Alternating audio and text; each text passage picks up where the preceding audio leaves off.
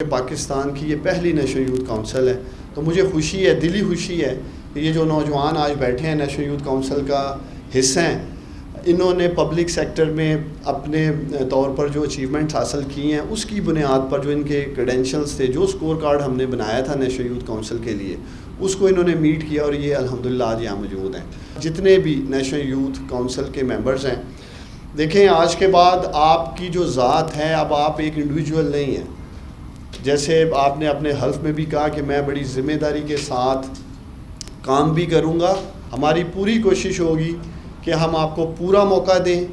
مکمل، اور میری یہ کوشش ہوگی کہ آپ لوگوں کو مکمل ایکسیس ملے